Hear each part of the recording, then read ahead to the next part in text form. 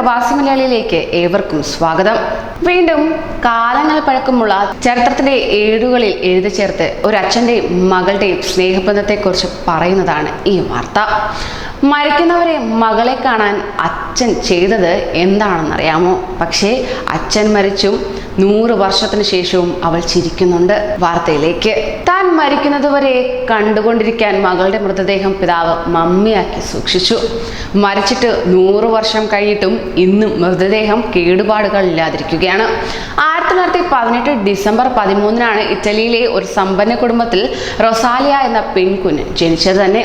എന്നാൽ 2 വയസ്സ് തികയുന്നതിന് മുമ്പ് രോഗം ബാധിച്ച് കുഞ്ഞ് മരിക്കുകയായിരുന്നു.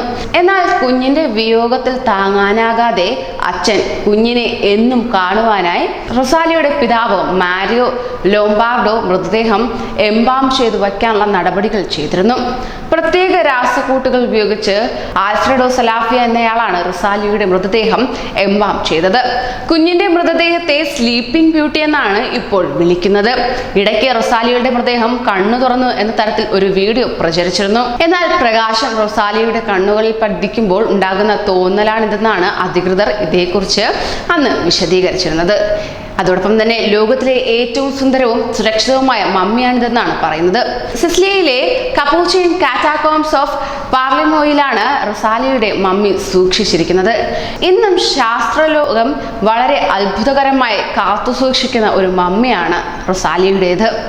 റൊസാലിയ ഇന്നും പുഞ്ചിരിക്കുകയാണ്. മറ്റൊന്നും കൊണ്ടല്ല, അവളുടെ അച്ഛന്റെ സ്നേഹമാണ് ഇന്നും അവളുടെ മുഖത്ത് പ്രകാശിക്കുന്നത്. കൂടുതൽ വാർത്തകൾക്കായി ഈ ചാനൽ സബ്സ്ക്രൈബ് ചെയ്യൂ.